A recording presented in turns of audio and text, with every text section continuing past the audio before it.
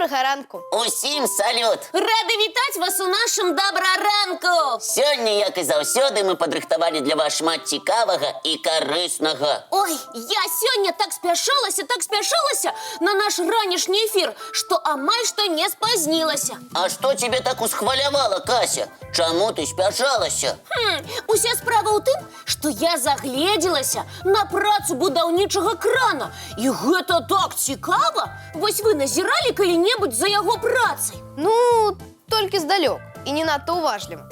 А што ў яго працы такога незвычайнага? Кіруеш кранам, сочыш, каб груз перамяшчаўся з аднаго боку ў другі. Вось, гэта ж так незвычайна працаваць на такой вышыні. Толькі ўявіце, як выглядае зямля з яго кабіны. А якую найбольшую вышыню мае пад'ёмны кран? Зараз Лесік усё нам раскажа.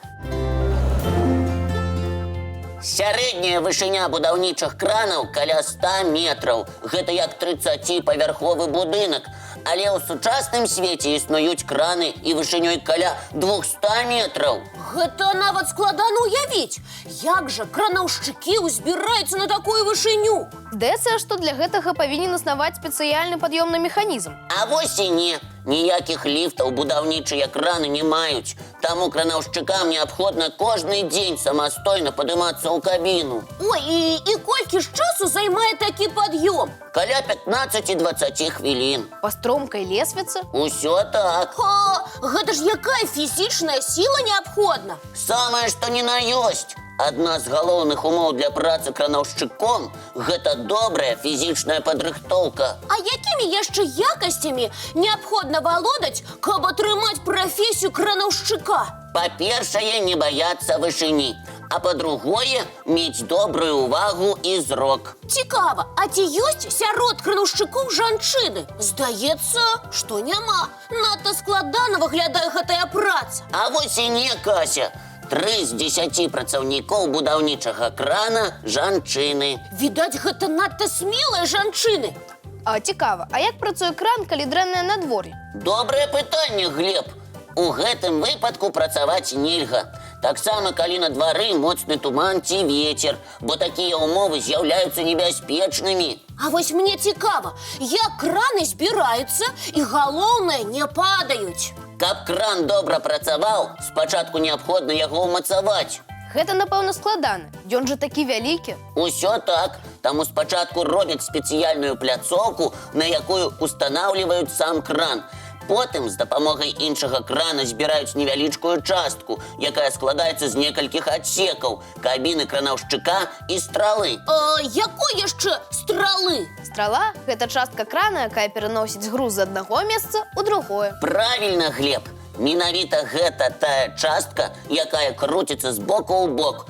А калі неабходна, то і можа зрабіць поўны круг. А як жа кран набывае сваю вышыню? Тут дапамагае інжынерная знаходлівасць. Кран будуе сам сябе. Адбываецца ўсё так, як і ў дзіцячым канструктары. Кран складае сам сябе? Правільна. Бачыце, хлопчыкі, якая праца кранаўшчыка цікавая і незвычайная. Згодны, Кася. Тут ёсць чаму здзіўляцца. Вось і я кажу, захапілася і ўразілася. Галоўнае, што не спазнілася на добраранак. Мы таксама не будзем спазняцца і аб'яўляем мультипаказ. Хлопчыкі і дзяўчынкі, запрашаем!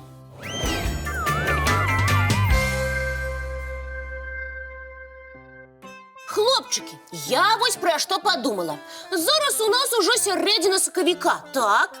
Так. А гэта значыць? Гэта значыць, што навокал вясна? Усё так. Таму у мяне з'явілася пытанне.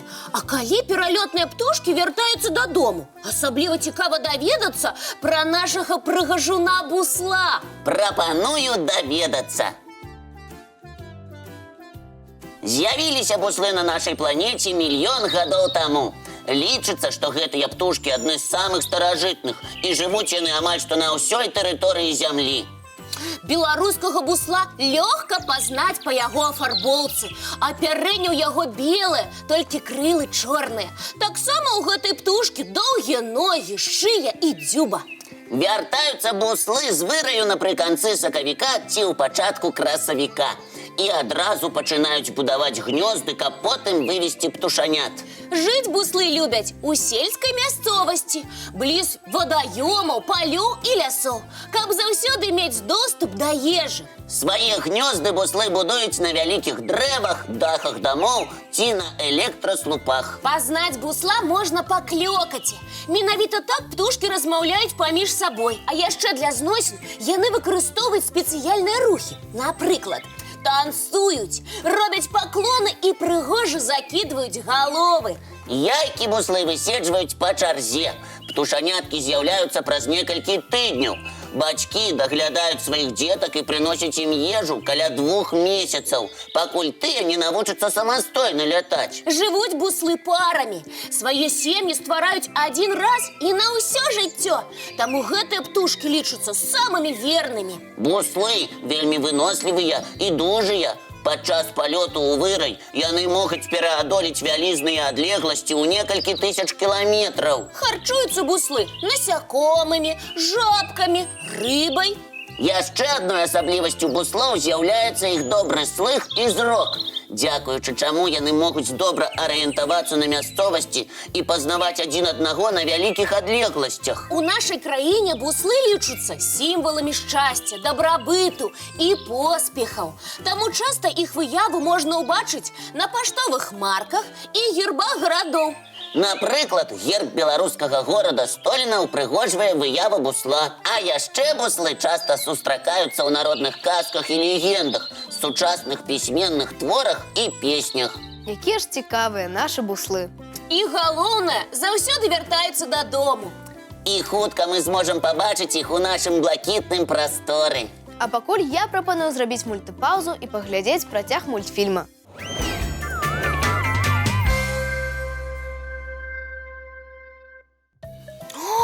Ну якая прыгажосць! Ой, гэта проста неверагодна! Кася, што ты там такое ўбачыла? Столькі захаплення, а нам не расказваеш. Не хвалюйцеся, хлопчыкі, зараз я вам усё пакажу. І не толькі вам, а яшчэ і нашым тэлегледачам. Вось! Ого, сапраўды неверагодна. Быццам фантастычны фільм. Гэта сапраўдная чыгунка? Сапраўдная! І калі верыць адказам людзей у інтэрнэце, менавіта яна лічыцца самай прыгожай у свеце. Кася, дзе ж яна знаходзіцца? Зараз мы разам пра ўсё даведаемся. Гэта неверагодная чыгунка праходзіць па тэрыторыі Швейцарыі паміж гарадамі Цэрмат і Санкт-Морыц. А поезд, які курсіруе па ёй, мае назву «Ледніковы экспрэс». Цікава, а чаму ён атрымаў такую назву? Мне здаецца, што гэта з-за краявідаў, якія можна ўбачыць на гэтым маршруце. І гэта правільна, Лесік. Гарады Цэрмат і Санкт-Морыц знаходзяцца ў гарах. Вышыня над узроўнем мора ў іх больш за 1500 метраў. Сам поезд пераадольвае адлегласць амаль што 300 кіламетраў.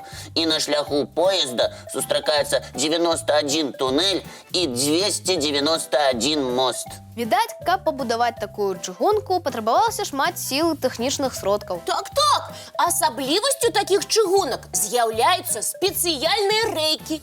А я ведаю, чым яны адрозніваюцца ад звычайных. Тады адказвай, разумнік. Каб пуці можна было будаваць у горных мясцінах, і галоўнае, каб поезд не звальваўся з такіх пуцей, была прыдумана зубчастая чыгунка. І як яна працуе? Паміж звыклых рэек усталёўваюць яшчэ адну, зубчастую, пасярэдзіне. І калі поезд праходзіць такі путь, ён дадаткова чапляецца коламі за зубцы. У такім выпадку колы таксама павінны мець неабходны выгляд і форму? Усё так. Такі механізм трымае поезд на рэйках на вельмі крутых схілах. Гэта ўражвае. Я б таксама хацеў праехацца па такой дарозе. Усё магчыма, Глеб. Поезд «Ледніковы экспрэс» курсіруе па маршруту кожны дзень і мае вялізныя панарамныя вокны, з якіх лёгка можна палюбавацца прыгажосцю краявідаў. Аднак цікавы поезд і маршрут ты знайшла, Кася. Мне вельмі спадабалася. І мне таксама. Дзякуй, хлопчыкі. А зараз я аб'яўляю мульціпаказ.